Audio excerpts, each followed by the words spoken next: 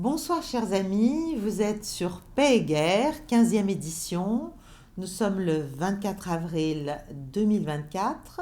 Je suis heureuse de vous retrouver.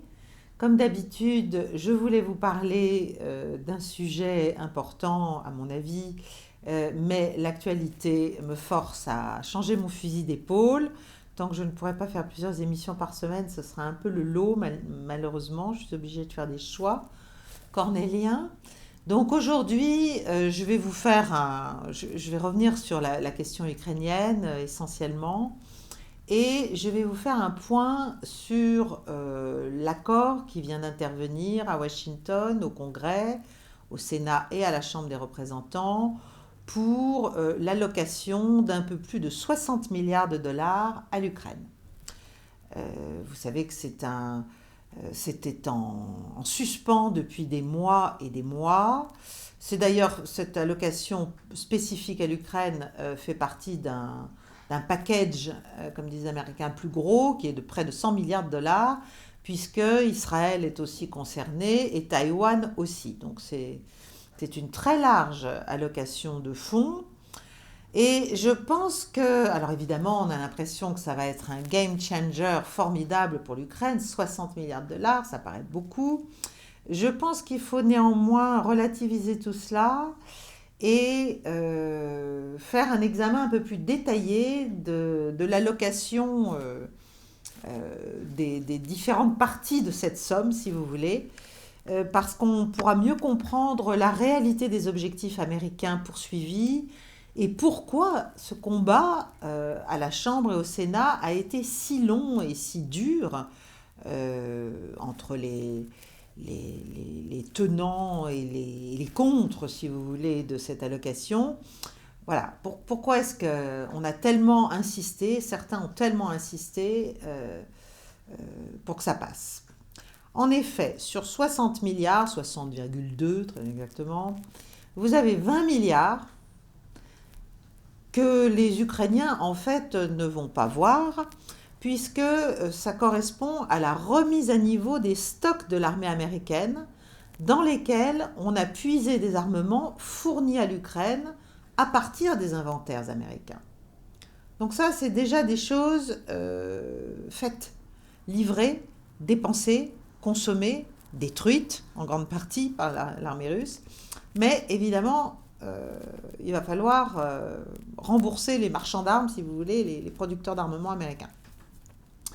Ensuite, il y a 14 milliards de dollars qui, eux, vont être affectés en prêt, si vous voulez, pour que l'Ukraine achète des armes américaines et des équipements américains aux États-Unis.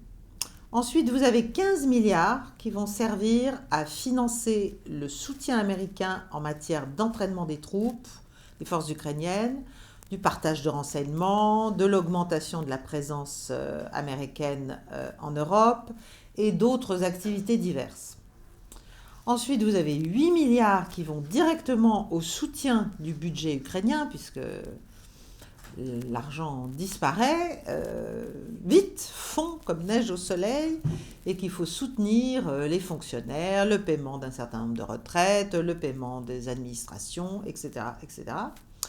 Et enfin, 3,2 milliards qui sont affectés à part égale, donc pour 1,6 au développement économique d'Ukraine, ça c'est très flou, et pour 1,6 aussi milliards au renforcement des défenses aériennes et maritimes en Ukraine et autour de l'Ukraine. Donc c'est tout ce qui concerne en fait ce qui se passe en mer Noire essentiellement.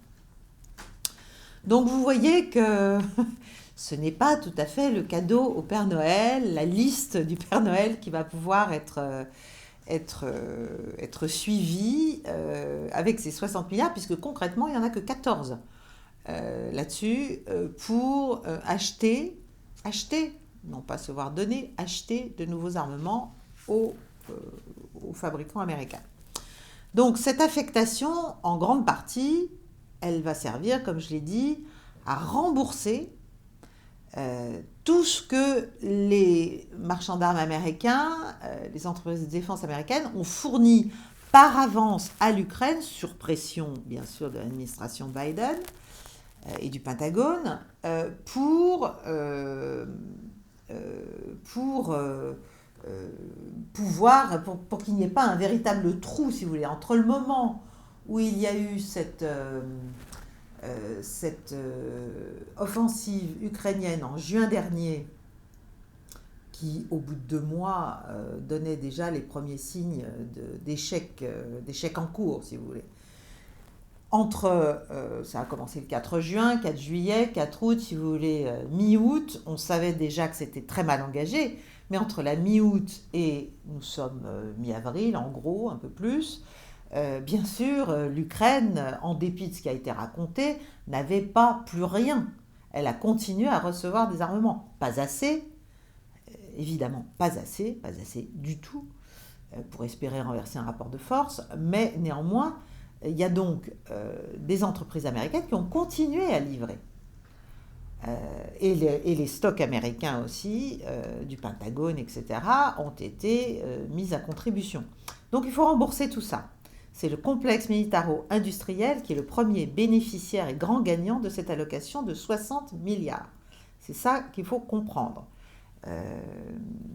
Voilà. Tous les ATACMS, les intercepteurs, la défense aérienne, tout ce qu'on a pu donner aux Ukrainiens, en fait, depuis 9 mois, quasiment, va être remboursé aujourd'hui.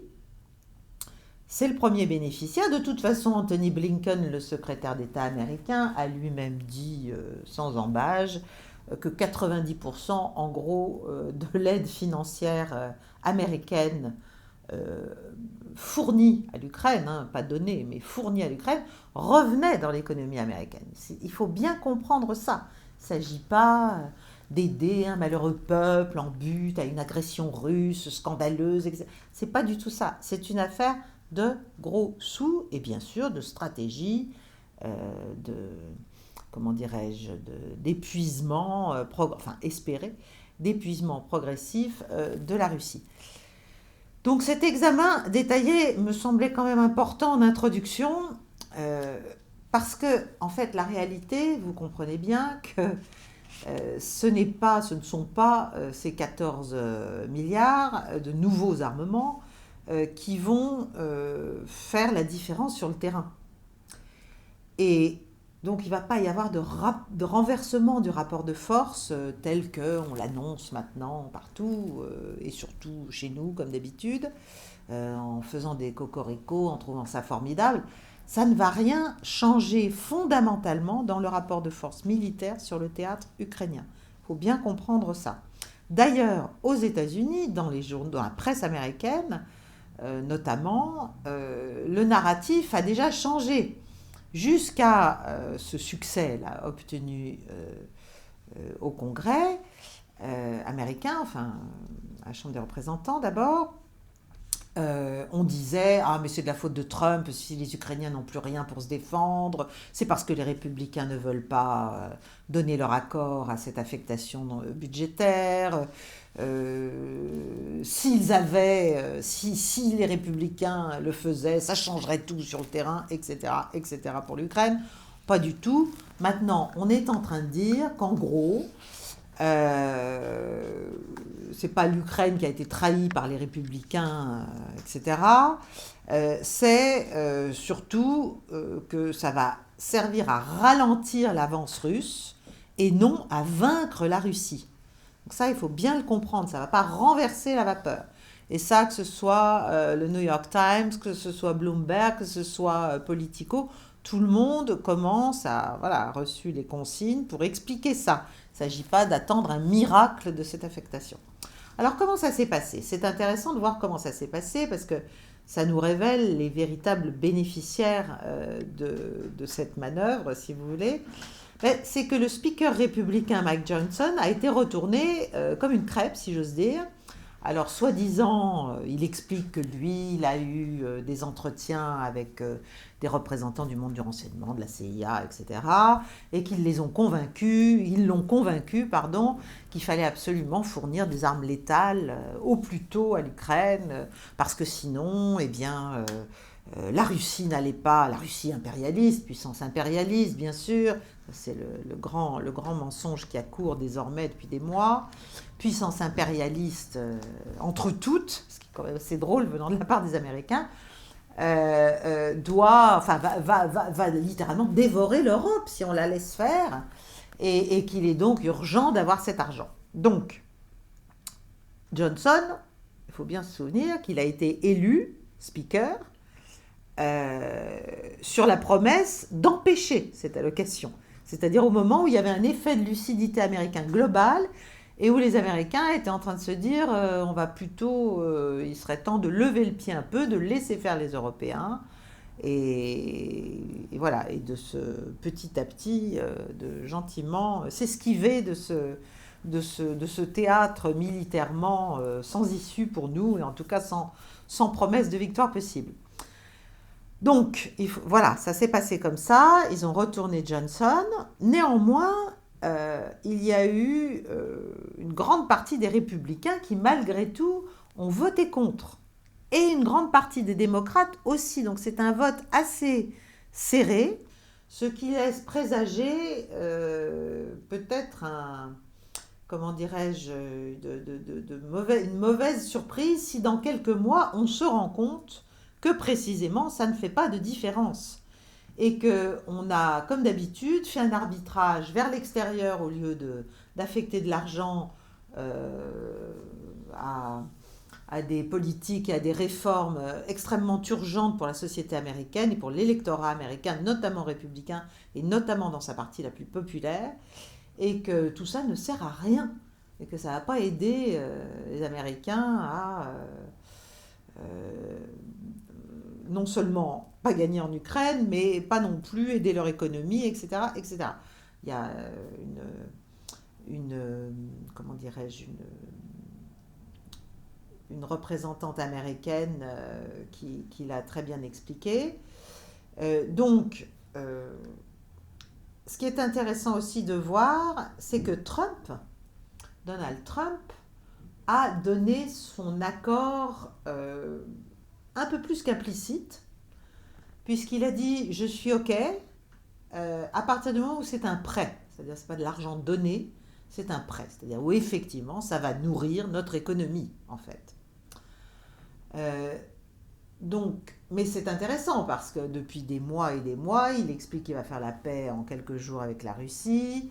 Il explique que tout ça est complètement fou, que c'est complètement dingue de continuer à soutenir ce conflit, que l'OTAN devrait se retirer de cette méchante affaire, etc., etc. Donc, moi, j'analyse ça comme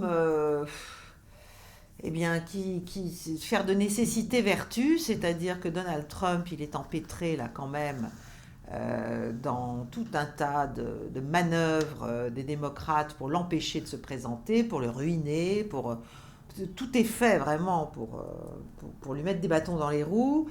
Et je pense que dans l'immédiat, il a compris qu'il avait intérêt à passer sous les fourches codines de ce qui était en train de devenir vraiment un marqueur compliqué politiquement dans le cadre de la campagne électorale, et que donc il devait dire « ok, mais ça ne m'empêche pas, quand je reviendrai au pouvoir, de faire la paix ».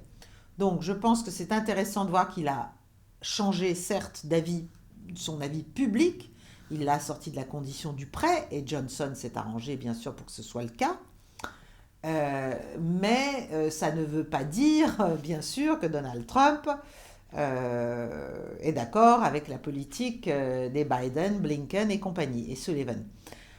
En revanche, ce que ça veut dire, c'est que la puissance, l'influence du deep state américain est de plus en plus colossale et qu'elle ne faiblit pas et qu'ils sont capables quand même de retourner tout un congrès américain à force. Alors bon, ils se sont intéressés à la tête, ils ont pris Johnson, ils ont entrepris de le convaincre, mais c'est quand même impressionnant de voir ce succès et de comprendre finalement que, encore une fois, le Project Ukraine, c'est pas for Ukraine, c'est pas pour le bien-être ou l'avenir ou la sécurité de l'Ukraine. Le Project Ukraine, c'est un projet au moins autant économique que géopolitique. C'est un projet qui permet de faire passer des sommes considérables dans l'économie américaine. D'ailleurs, la plupart ne quittent même pas le sol américain. Et donc, il s'agissait là de faire passer un paquet, parce que un paquet d'argent, si vous voulez, un paquet budgétaire, d'allocation budgétaire. Parce que ça permet de nourrir les entreprises d'armement. Deux, parce que ces entreprises d'armement, une fois qu'elles sont gavées de contrats, elles redonnent une grande partie de l'argent à la classe politique américaine. Et puis, parce que cet argent, ça sert aussi tous les programmes au-delà de l'Ukraine. Tous les programmes comment dirais-je, de financement d'organisations non gouvernementales partout dans le monde, d'entreprises de déstabilisation dans un certain nombre de pays, contre la Russie, mais pas forcément contre la Russie, ça peut être aussi contre la Chine, ça peut être contre d'autres États. Donc tout ça, si vous voulez, c'est un flot continu, permanent d'actions, d'actions de déstabilisation, d'actions secrètes, d'opérations psychologiques de grande ampleur, etc. Pardon, qui ont besoin d'être poursuivis, qui ne peuvent pas être interrompus, parce que c'est des programmes au long cours, c'est des budgets sur des années, parfois même des décennies. Donc voilà, il faut que le fric arrive, si vous voulez, c'est pour parler vulgairement. Et encore une fois, le sujet n'est pas la victoire militaire d'Ukraine. Je pense que tous les grands responsables militaires américains et anglo-saxons d'ailleurs ont bien compris qu'il n'y aurait pas de victoire militaire de l'Ukraine. Mais l'Ukraine doit en revanche rester un abcès purulent aux portes de la Russie et permettre ce qu'on espère toujours, c'est-à-dire la déstabilisation et progressivement l'affaiblissement et in fine le régime change en Russie. Bon. Et c'est ça qui aurait été mis en danger. Si ces fonds n'avaient pas été votés, il y aurait eu une interruption trop forte, trop lourde. Donc voilà, je vous resitue un peu le contexte de cette appropriation budgétaire. Les lignes de production vont reprendre, on va produire de nouveau des HIMARS, des Budweiser, des Bradleys, des Patriots, tout ce qu'il faut. Mais le point essentiel, c'est la puissance, c'est l'emprise folle du Deep State sur l'appareil politique américain, tous bords confondus, républicains et démocrates, et c'est ça qui est intéressant. Donc, après, il risque d'y avoir un effet backlash, un effet boomerang terrible, parce que si dans 2 mois, tout cet argent ne se traduit pas par une reprise de puissance de l'Ukraine, et ça ne se traduira pas par une reprise de puissance de l'Ukraine par rapport à la Russie, si on commence à expliquer qu'il va y avoir une nouvelle offensive en 2025, mais que nous n'en sommes qu'au début, etc., et que, évidemment, le président Zelensky continue à demander une nouvelle rallonge, puis une nouvelle rallonge, puis encore de l'argent, là, on va se rendre compte que tout cet argent ne servait à rien, en fait. Ça ne change rien, concrètement. Il faut juste gagner de l'argent aux Américains et aux entreprises américaines. C'est une question de gros sous pour l'industrie américaine de la défense, bien plus que le reflet d'un investissement émotionnel, politique ou je ne sais quoi, dans le soutien d'un pays et encore moins d'une croyance en une victoire possible. Donc, il n'y a que nous en France pour croire encore à ça, malheureusement. Mais aux États-Unis, c'est le cynisme total, total et permanent. Donc il faut quand même, voilà, quand vous avez des, je ne sais plus si c'est un sénateur ou un congressman américain qui dit, en parlant de l'Ukraine, their border is our border, c'est beau, c'est magnifique, c'est beau comme l'antique, on a envie de pleurer, mais c'est pas le sujet, en fait. Voilà, ils ne pensent pas une demi-seconde. En revanche, notre fric reste notre fric. Voilà. Même si ça se fait aux dépens finalement de cette jeunesse ukrainienne qu'on envoie se faire tuer avec ses armements. Nous, évidemment, en France, on a la version la sécurité de l'Ukraine, c'est la sécurité de l'Europe. Je rappelle que effectivement, la sécurité de l'Ukraine, c'est la sécurité de l'Europe. On pourrait dire ça. Je suis entièrement d'accord. Il faut que l'Ukraine soit en sécurité pour que l'Europe s'apaise dans sa relation avec la Russie. et ça c'est indispensable. Mais qu'appelle-t-on la sécurité de l'Ukraine? Est-ce que la sécurité de l'Ukraine, c'est de lui fournir des armes pour lui permettre de mourir lentement, ou est-ce que la sécurité de l'Ukraine, c'est de s'atteler très rapidement à la reneutraliser pour qu'il y ait de nouveau un tampon large entre les forces de l'OTAN et les forces russes? Ça, c'est une question, vous avez compris ma réponse. Je pense effectivement que c'est cela qu'il faut faire au plus tôt. Alors, je terminerai ce point, qui est le point principal de cette présentation, en vous donnant les réactions de quelques responsables russes après le vote de cette aide militaire.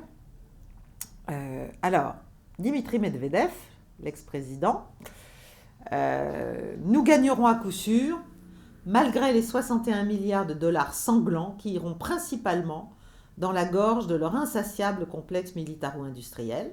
Bon. Ensuite, vous avez Dmitri Peskov, qui est le porte-parole du Kremlin. L'aide américaine enrichira encore plus les États-Unis et ruinera encore plus l'Ukraine et fera mourir encore plus d'Ukrainiens par la faute du régime de Kiev. Et je trouve la plus,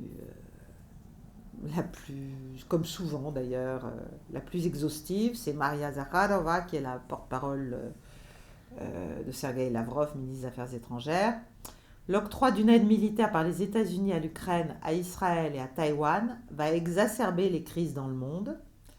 L'aide militaire au régime de Kiev est un parrainage direct des activités terroristes. Celle à Taïwan est une ingérence dans les affaires intérieures de la Chine. Et celle à Israël, une voie directe vers une escalade sans précédent dans la région. Voilà ce qu'elle a dit.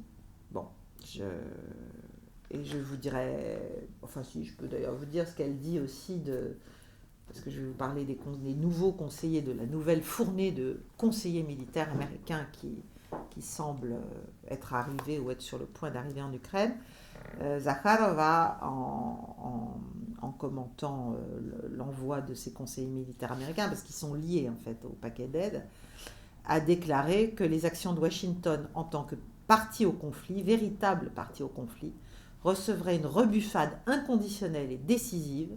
Tout Américain présent en Ukraine, à l'exception des membres du corps diplomatique, c'est pour ça que les États-Unis essaient de tous les affecter peu ou prou à l'ambassade à Kiev, devient une cible prioritaire à éliminer pour les forces armées russes. Voilà, je pense que les choses sont claires. C'est donc assez inquiétant. Voilà, on va donner un peu de temps à l'Ukraine, on va lui permettre d'acheter quelques armes, mais en fait, on lui donne du temps jusqu'à quand? On lui donne du temps jusqu'au scrutin américain de novembre. C'est ça, en fait, la butée temporelle des stratèges américains et occidentaux. Et peut-être que ça n'ira peut-être même pas jusque-là, parce que l'offensive de juin, comme je l'ai rappelé, au bout de 2 mois, on savait que c'était très très mal engagé, voire plié.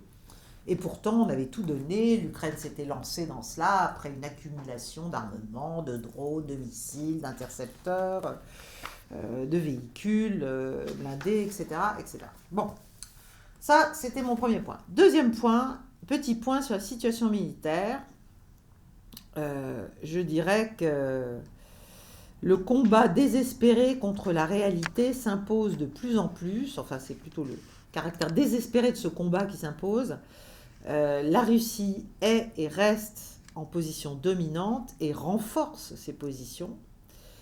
Ça se voit déjà au niveau de la sémantique, puisque maintenant l'état-major russe ne parle plus de direction des forces russes, mais de groupes de forces. Groupe de forces nord, groupe de forces ouest, groupe de forces sud, groupe de forces centre. Donc on voit bien que là, il y a une concentration et probablement aussi la mise en œuvre d'une opération encore plus intégrative, intégrée, globale, une manœuvre globale. Donc, est-ce qu'il va y avoir une nouvelle offensive ukrainienne en 2025 ? C'est pas sûr du tout. Mais ce qui est clair, c'est que la Russie, maintenant, est quand même dans une posture un peu différente. C'est pas forcément le grand affrontement, le grand élancement de l'armée russe vers l'ouest. Mais on voit bien que les forces russes avancent partout.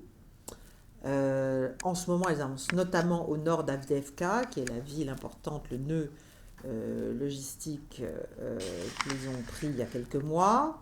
Les forces ukrainiennes reculent de plus en plus, reculent objectivement. Les lignes ukrainiennes, donc dans le Donbass, que ce soit au centre ou au sud, sont en danger. Et on voit bien que ça va continuer, c'est-à-dire qu'après, le danger va aussi se communiquer. Le danger pour les forces ukrainiennes va devenir de plus en plus clair au sud-ouest, c'est-à-dire vers Zaporozhye. Donc les troupes ukrainiennes reculent sur leur ligne. Le ministre de la Défense ukrainien lui-même dit qu'avec les bombes maintenant, les FAB 1500 et il y a aussi les FAB 3000 qui arrivent, c'est quasiment impossible en fait d'arriver à résister à l'ampleur, au rythme, à l'intensité des tirs russes et des lâchages de bombes russes. En fait, d'après les experts que je peux suivre, dont je m'inspire souvent pour vous parler, parce que je les trouve bons, parce qu'ils ne se trompent pas, en tout cas depuis le début, quasiment jamais. L'idée russe, l'idée de manœuvre, mais j'imagine que nos états-majors le savent aussi, j'espère, c'est de progressivement établir une nouvelle ligne de front fortifiée, durable, et peut-être définitive, de Bakhmut à Avdiivka. Donc si vous voulez, vous vous souvenez de la bataille de Bakhmut, j'espère, il y a eu celle d'Avdiivka, et bien maintenant il s'agit de faire en sorte que les forces qui sont dans ces deux endroits, dans ces deux régions, se rejoignent et que l'on restaure, que l'on réinstaure, que l'on instaure d'ailleurs même, en fait, pardon, c'est pas on la réinstaure, on la crée, une ligne défensive, si vous voulez, la ligne de front russe avance, voilà, jusque-là. Et ça, c'est en cours, tout simplement. Alors, pour l'instant, la bataille, elle se fait encore entre les forces ukrainiennes et russes sur la rive est du Dniepr, hein, c'est-à-dire que les Ukrainiens essayent de prendre pied sur cette rive. Tandis que les Russes, eux, ils essaient d'avancer vers la rive ouest. Bon.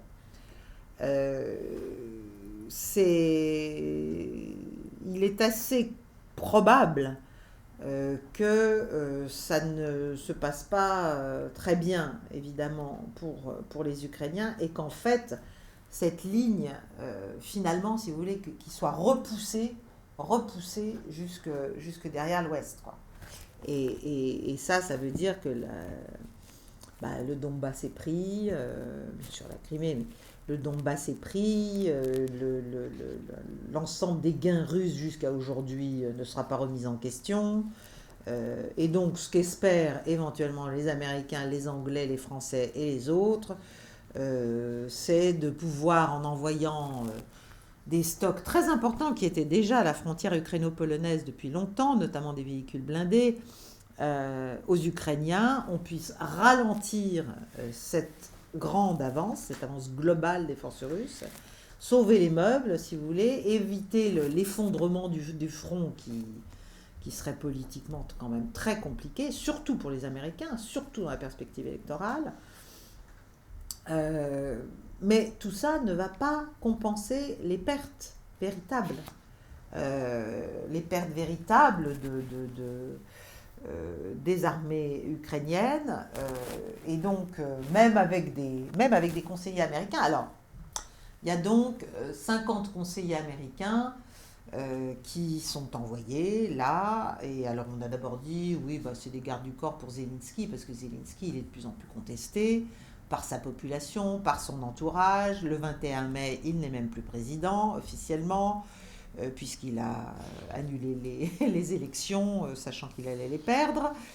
C'est la démocratie ukrainienne. Donc on a pensé que c'était ça. En fait, non, il paraît que ce serait plutôt des ingénieurs qui sont là pour aider à construire, en fait, la nouvelle ligne de défense fortifiée ukrainienne, donc en arrière, si vous voulez, après ce retrait qui est en train de se faire euh, côté ouest du Dniepr. Ils n'avanceront plus vers l'est, si vous voulez, les Ukrainiens. Ils ne pourront plus. Donc c'est une retraite sur la rive ouest. Et là, il s'agit, en tout cas dans l'esprit de ceux qui les aident, les conseillent et les appuient, de s'installer fortement, y compris d'ailleurs, si on poursuit cette ligne, jusqu'au sud, avec les soldats français qui sont aujourd'hui, paraît-il, à Odessa, au nombre de 1000, arrivés sur un bateau civil, enfin un bateau non militaire, accueillis par des officiers de l'OTAN à Odessa, etc., etc. Donc on est en train, en fait, de s'installer dans une sorte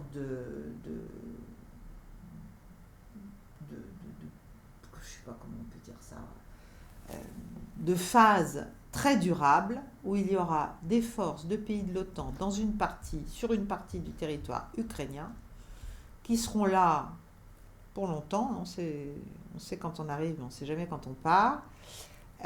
Et qui, en fait, serviront de nouvelles frontières, de l'autre côté de laquelle se trouveront les forces russes qui auront récupéré le Donbass et un peu au-delà. Et la question, c'est un peu au-delà, qu'est-ce que ça veut dire? Est-ce qu'il va y avoir une zone tampon? Comment faire? Etc. etc. Donc, l'idée de manœuvre occidentale, ça semble donc s'installer sur la rive ouest du Dniepr, fortement, et puis éventuellement même avec donc des soldats polonais, des soldats français, des soldats britanniques, des conseillers américains, et pourquoi pas des F-16 pour fournir du soutien aérien à tout ça. Et à partir de là, lancer des attaques, parce que si seulement c'était pour la paix, pour un cessez-le-feu, tout ça.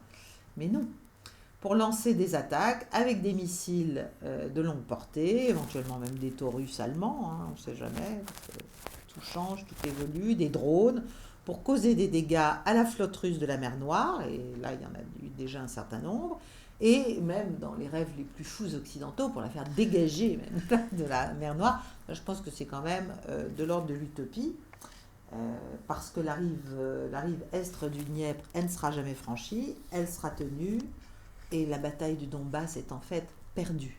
Voilà. Ne serait-ce que pour des raisons économiques. Et là, il est clair que de notre côté, du côté occidental, on ne comprend pas grand-chose à la géographie humaine, industrielle, économique. Toutes les villes de la ligne de front, de cette nouvelle ligne de front, seront sous le feu de l'artillerie russe. Donc si on n'a pas d'accord de cessez-le-feu, si on ne négocie pas une paix, et si on se met juste en chien de faïence les uns face aux autres, toute cette partie-là, qui est composée de villes importantes pour l'économie ukrainienne, pour la survie économique ukrainienne, vont être assez vite en danger et menacées. Donc encore une fois, il n'y a rien de plus urgent que d'arriver à entamer sur des bases réalistes des négociations, des pourparlers pour arrêter ce massacre. Un accord négocié au plus tôt. D'ailleurs, la presse américaine est quand même beaucoup plus futée, manifestement, et beaucoup plus informée que la nôtre. Si vous regardez New York Times, encore une fois, ils ont expliqué que maintenant, le sujet pour l'Ukraine, c'est de garder ce qu'elle a encore. C'est pas d'espérer reconquérir ce qu'elle a perdu. Et ça c'est quelque chose... non seulement il faut que Zelensky s'en convainque, mais il faut aussi que nous en convainquions. Il faut arrêter, il faut préserver les territoires existants, il faut chercher peut-être à rapprocher l'Ukraine de l'Europe, même si ça prendra un temps considérable vu le niveau de destruction et puis le niveau de corruption du pays.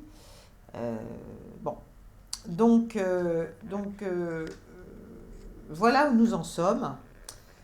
Alors, on voit bien que l'Amérique, certes, donne un peu d'argent, récupère beaucoup, etc., que les Polonais, les Anglais, les Français, eux, font assaut, et les Allemands, font assaut de servilité vis-à-vis de l'Empire, mais ça, c'est malheureux, mais c'est comme ça. On a le président polonais Duda qui vient de dire qu'il trouvait tout à fait normal pour la Pologne d'accueillir des armes nucléaires de l'OTAN sur son territoire, qu'il fallait renforcer le flanc oriental de l'Alliance Atlantique, que de toute façon la Russie était évidemment menaçante en Biélorussie et près de Königsberg. Bon, bref, donc ça continue. L'Allemagne aussi fait assaut d'allégeance et de disponibilité pour être le chouchou. Il y a un peu comme un concours de beauté, si vous voulez. Moi, je le vois assez bien. Le couple franco-allemand est en morceaux, c'est manifeste. Et alors maintenant, le combat, enfin la lutte, la rivalité, c'est entre l'Allemagne et la Pologne. C'est le beauty contest, le concours de beauté, si vous voulez, comme entre grandes firmes, pour savoir qui va l'emporter dans le cœur des Américains. Bien, donc évidemment, il ne faut pas oublier la Grande-Bretagne qui n'est jamais en reste et qui veut même être en avant. Donc on a un Rishi Sunak qui est parti dans un narratif aussi complètement délirant, mais ça les Anglais le sont depuis des années et des années. Pas oublier qu'une partie, ça paraît anecdotique, mais je sais à quel point est-ce que ça l'est, une partie de la famille d'Angleterre est quand même liée à la famille des Romanov. Donc si vous remettez ça dans le contexte historique, plus le grand jeu, plus les rivalités impériales pendant longtemps, voilà. Et puis plus aussi la fureur qui n'a jamais vraiment s'est jamais vraiment éteinte des Britanniques vis-à-vis des Soviétiques par rapport aux infiltrations de leurs agents. Les Philby et compagnie, tout ça, ça a laissé des traces et les Anglais entendent bien se venger d'une manière ou d'une autre. Donc, vous avez Rishi Sunak qui a expliqué que Vladimir Poutine n'allait pas s'arrêter à la frontière polonaise, et il était donc à, je ne sais plus où, à Varsovie, en Pologne, je crois, avec Donald Tusk. Et il est allé, c'était un sommet de l'OTAN, et il a expliqué, il a annoncé là qu'il y avait un plan britannique pour fournir Kiev en armement, donc 400 véhicules, 1600 missiles, pas rien, 1600 missiles, 4 millions de rounds, de cartouches, si vous voulez, de munitions, 60 bateaux, et aussi 500 millions de livres en aide militaire, voilà. C'est-à-dire en tout 3 milliards en 2024, juste en 2024. Mais c'est un plan beaucoup plus lourd et beaucoup plus long de mise en mode économie de guerre de l'industrie de défense britannique. Donc son idée, ce qu'il a annoncé, Rishi Sunak, c'était que la Grande-Bretagne allait s'acheminer vers le fait de consacrer à peu près 2,5 de son PIB à la défense en 2030. Donc évidemment, parce qu'on part de très bas, parce que les armées britanniques sont en très mauvais état. Donc 2030, on est en 24, donc sur 6 ans, ils vont investir 75 milliards de livres, c'est-à-dire presque 100 milliards d'euros ou de dollars. Alors il explique ça ne fera pas de dette, etc. Je ne sais pas comment ils vont y arriver. Il a aussi bien sûr accusé, comme d'habitude, comme il se doit, l'Iran, la Chine, la Corée du Nord et naturellement la Russie de comportements agressifs, ce qui est quand même vraiment amusant, tout en disant que bien sûr il ne fallait pas souhaiter la guerre et que la Grande-Bretagne ne la voulait pas.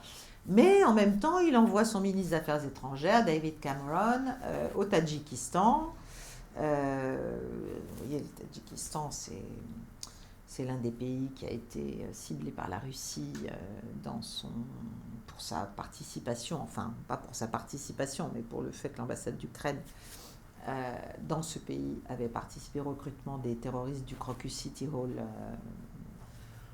attentat. Et donc c'est en plus un pays qui a du gaz et du pétrole, c'est un pays qui est bien situé parce qu'il est entouré de l'Iran, du Pakistan, de l'Afghanistan, de la Chine. Donc c'est une jolie petite bombe à retardement en termes de déstabilisation pour enquiquiner la Russie. Et donc David Cameron est allé voir les dirigeants là pour parler de sanctions qui devraient être auquel ce pays devrait s'associer. Et juste oublier qu'il y avait des manœuvres militaires conjointes russo-tadjiques qui venaient juste de se terminer. Donc on est vraiment dans une perpétuelle manœuvre de harcèlement des positions russes ou des zones d'influence russe. Voilà, avec l'effet que l'on connaît, c'est-à-dire pas d'effet militaire en Ukraine, ça ne change rien à la situation, pas d'effet politique en Russie, le pouvoir semble malgré tout bien assuré. Donc je ne sais pas, à part ne pas vouloir perdre la face et ne pas vouloir reconnaître nos mauvais calculs. Voilà. Bon, quant à la France, je vous ai donc dit, on parle de 1000 militaires qui seraient arrivés à Odessa. Il y a toujours cette grande base qui se construit en Roumanie. Tout ça me semble extrêmement dangereux, extrêmement dangereux. On devrait plutôt chercher pour Odessa un statut de ville franche dans le cadre des négociations. Bon. Autre point, je suis sans doute trop long, ça va être trop long cette émission, mais bon, vous me pardonnerez. Les assets russes, enfin les investissements, les capitaux russes aux mains des Européens et des Américains. Donc, la Maison-Blanche a dit qu'elle était d'accord pour envoyer environ 10 milliards d'assets russes en Ukraine. Des assets qui se trouvent aux États-Unis. C'est du vol, mais ça n'est pas grand-chose, ça ne représente que 10 milliards. Le problème, c'est que l'ensemble, quasi-majorité dans le monde occidental des assets russes se trouve en Europe. C'est l'Europe, encore une fois, qui a un problème, parce que là, on parle de 270 milliards. Alors, Joseph Borrell explique qu'on peut prendre, à partir du moment où ils n'appartiennent pas à un fonds souverain russe, on peut prendre cet argent, on peut en tout cas prendre les intérêts que produisent tous ces assets, et les donner à l'Ukraine. Et il y a de grosses pressions américaines pour que les Européens le fassent. Heureusement, il y a quelques voix un peu sages, enfin qui ont des réflexes, je dirais, de bon sens, qui expliquent, comme Christine Lagarde pour la Banque Centrale Européenne, que ce serait illégal, que ce serait une violation du droit international et que ce serait extrêmement dangereux de faire cela. La Bundesbank l'a dit aussi, un certain nombre de banques centrales européennes le disent. Pourquoi ? Parce qu'on pourrait se dire, après tout, oui, les méchants Russes, il faut aider les gentils Ukrainiens, il faut prendre tout cet argent, c'est inadmissible, ça doit aller à la reconstruction de l'Ukraine, ça doit aider l'Ukraine, etc., etc. Le seul problème, c'est que, en dehors du fait que ce que je viens de dire est sujet à discussion, si vous faites ça, c'est la fin de la crédibilité financière internationale de l'Europe. C'est un piège colossal, colossal. Donc, c'est un piège tragique, si vous voulez. Et c'est aussi un piège tragique, d'ailleurs, pour l'économie américaine. Je ne sais pas si vous avez vu, mais les agences Fitch et Moody's ont dégradé les perspectives américaines de croissance américaine de stable à négative. Les intérêts de la dette américaine ont doublé en 2023. Et le Kremlin a dit que l'Amérique paierait pour tout cela, que c'est du vol manifeste, ce que c'est, évidemment, et qu'elle ne se gênerait pas pour saisir tous les assets occidentaux en Russie, pour commencer. Voilà. Donc vous voyez que l'ambiance est sympathique, tout le monde est extrêmement courtois et intelligents les uns face aux autres. Bref, on est là aussi dans une escalade.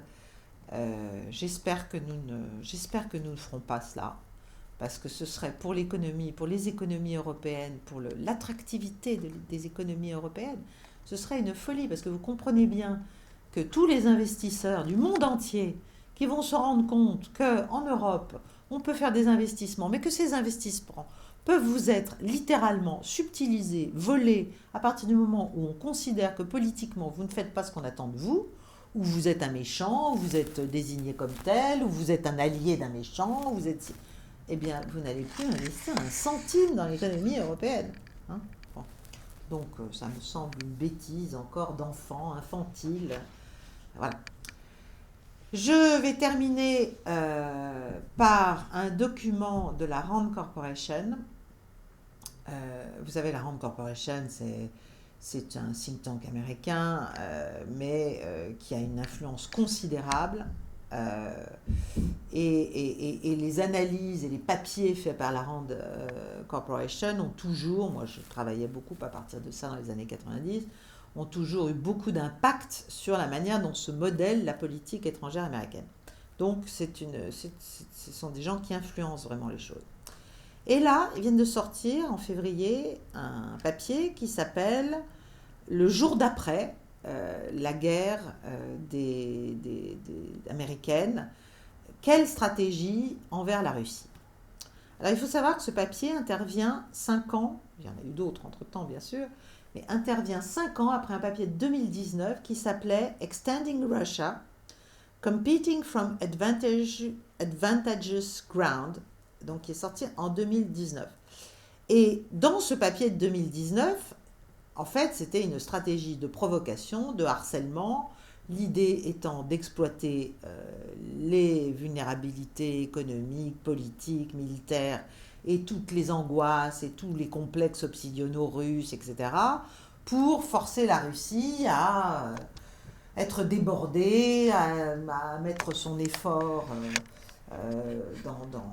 à diversifier trop, si vous voulez, ses efforts, et à être petit à petit affaibli.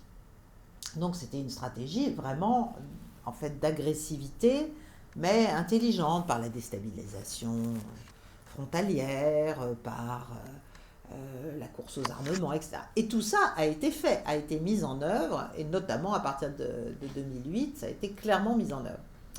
Le papier là qui sort est très intéressant et je vous engage à le lire, donc The Day After, Post-War US Strategy Towards Russia. Et en fait, c'est un changement de pied fondamental, c'est-à-dire ce papier préconise très exactement l'inverse, une stratégie tout à fait différente vis-à-vis de la Russie dans ce qui va suivre la guerre actuelle, si vous voulez. Parce que eh bien, l'Amérique n'est plus capable tout simplement d'avoir un ennemi et de l'abattre comme elle a pu le faire. Le nouvel ordre du monde n'est plus le même. Et quand les stratèges qui sont dans ce think tank étudient ce que doit faire donc l'Amérique vis-à-vis de la Russie, ils se rendent compte que de toute façon, ça va affecter la relation russo-américaine va affecter considérablement les intérêts américains en Europe, mais aussi partout ailleurs dans le monde. En Afrique, en Asie, évidemment au Moyen-Orient. Donc il ne faut pas se tromper encore, se tromper de nouveau. Donc, il faut partir... alors, ils partent de 2 scénarios. Un, la Russie est une puissance impérialiste. Ça, c'est le scénario le moins favorable. Et 2, la Russie a en fait des préoccupations essentiellement sécuritaires. Et c'est ça son problème. Et donc, en fonction de ces 2 scénarios, quelle ligne prendre, quel chemin prendre pour la diplomatie américaine. Le scénario le plus favorable, c'est que, d'abord sur cette guerre en Ukraine, au mieux, l'Ukraine aura quelques gains territoriaux. On est très très mal parti pour, mais admettons que. Mais sans même parler de l'issue de la guerre en termes de territoire, de rapport de force direct, si vous voulez, Euh, L'un des enseignements importants de cette note, c'est que les gens qui l'ont écrite préconisent absolument d'avoir une attitude, d'adopter une approche beaucoup moins dure vis-à-vis de la Russie. Voilà. Et ça, toutes les recommandations sont complètement inversées par rapport à, la note de 2019, mais qui parlait de la politique qui, elle, avait été commencée en fait au début des années 2000 et certainement à partir de 2007-2008 avec la Géorgie, l'Ukraine, etc. Donc, cette nouvelle approche que préconisent les gens de la RAND aux responsables américains, c'est baisser le niveau des forces américaines en Europe, donc retirer des forces. Là, on en est à 110 000 hommes à peu près, retirer. Ne pas mettre de forces supplémentaires en Europe orientale, en Europe de l'Est. Ne pas mettre l'Ukraine dans l'OTAN. Arrêter de proposer à d'autres États d'entrer dans l'OTAN, donc arrêter l'extension de l'OTAN. Promouvoir la neutralité ukrainienne, arrêter aussi avec la Géorgie de dire à la Géorgie qu'elle va entrer dans l'OTAN, réduire la coopération américaine avec les pays de la région, parce qu'on sait pourquoi on fait de la coopération. Les Américains font de la coopération pour pouvoir déstabiliser les abords ou les contours ou les alentours de la Russie. Et puis, une levée des sanctions, conditionnelles bien sûr, mais importante. Et donc, l'idée, c'est, et en plus, il termine en disant, il faut en fait limiter nos efforts visant à casser ou à gêner l'influence russe dans sa zone. Donc c'est, ça veut dire d'abord une complète capitulation ukrainienne dans le cadre du conflit actuel, et finalement le fait de dire oui aux demandes sécuritaires de la Russie, qui sont, comme j'essaie de l'expliquer difficilement depuis 2 ans, qui n'ont rien d'incroyable, qui sont des demandes sécuritaires assez banales, assez classiques. Donc c'est vraiment cette note de la RAND, sachant l'influence que ce genre de papier peut avoir, et surtout ce qu'il traduit aussi de l'état de réflexion de l'establishment stratégique américain, c'est très intéressant. Ça veut dire que du côté des États-Unis, de l'autre côté de l'Atlantique, on est en train de comprendre qu'il va peut-être falloir changer de pied vis-à-vis de la Russie, en dépit de tout ce qu'on a fait et à cause de tout ce qu'on a fait, puisqu'on voit bien l'échec et même le caractère carrément contre-productif de tout ce qu'on a fait contre elle jusqu'à présent. Donc évidemment, après, ça veut dire certaines choses. Ça veut dire que les amendements constitutionnels ukrainiens passés par Zelensky, qui finalement installaient les politiques depuis 2008, notamment de course vers l'OTAN, enfin de cheminement vers l'adhésion à l'OTAN, tout ça, ça doit être évité, ça doit être remis en cause, bien sûr. Et donc, il faut repartir de ce qui reste et de ce qui est encore possible, mais en tenant compte des préoccupations sécuritaires russes. Voilà, je termine là-dessus parce que ça me semble, et je vous engage vraiment à lire ce papier, cette étude, pour ceux qui s'intéressent précisément à la manière dont ça se passe aux États-Unis pour définir les lignes de politique étrangère.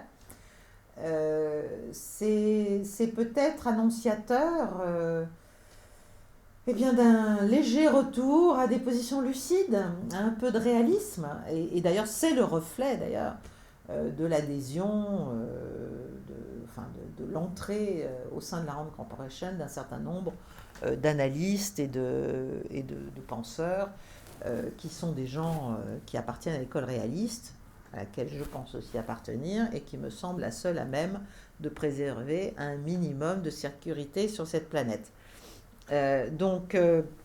Voilà, ça c'était mon dernier point. Je vous dirais que quand on voit tout ça, eh ben, il faut comprendre qu'il est urgent en Europe et urgent en France de nous défaire des méfaits justement de cette espèce de moralisme à la noix qui ne porte que des tombereaux de cadavres et des tombereaux de violence et de bêtises, qu'il faut comprendre que nous avons été les jouets, les objets, les proies, les cibles, consentantes d'ailleurs, de plus en plus consentantes, on est stockholmisé largement en Europe, d'opérations psychologiques de grande envergure depuis la fin de la guerre froide, qui ont visé à faire en sorte que nos élites occidentales, comme l'a très bien expliqué d'ailleurs Eric Dénessé dans une interview récente, que nos élites occidentales se mettent à penser comme les Américains, se mettent à vouloir comme les Américains, considèrent que tout ce qui vient de là-bas est forcément adapté à nos intérêts propres en Europe. Ça ne l'est pas. Ça a provoqué un désastre intellectuel, et ce désastre intellectuel est en train de mener au désastre géopolitique et même militaire. Donc je terminerai par une citation de Carl Jung, qui m'a semblé opportune. Je vous la lis tout simplement. Ce n'est pas une coïncidence que ceux qui ne réfléchissent pas dans le sens du narratif dominant soient traités comme étant les inaptes de ce monde. Pour maintenir l'ordre et le contrôle, vous devez isoler l'intellectuel, le sage, le philosophe et le savant, avant que leurs idées n'éveillent les gens. Voilà, je vous laisse sur ces quelques lignes qui me semblent extrêmement justes, voilà, dont nous sommes les uns et les autres qui essayons d'expliquer un peu ce qui se passe au plan international à nos concitoyens. Nous sommes les uns et les autres les victimes de cette volonté de faire taire finalement les paroles un peu mesurées, un peu lucides, un peu humaines, pour tout dire. Je vous souhaite une belle soirée, je vous remercie, je pense que ça a été une émission assez longue, je vous remercie de votre écoute, je l'espère fidèle. Vous pouvez liker, vous pouvez partager, vous pouvez nous donner quelques menus monnaie, ou moins menus, sur Tipeee. Les liens sont dans la description, sont en dessous, là, comme chaque fois. Et puis il y en a aussi qui vont défiler, je pense, pendant l'émission, parce que c'est plus simple d'une certaine façon. Je vous retrouve la semaine prochaine pour un nouvel épisode qui sera le 16e de Paix et Guerre. Pardon. Et je vous souhaite une belle soirée. Au revoir.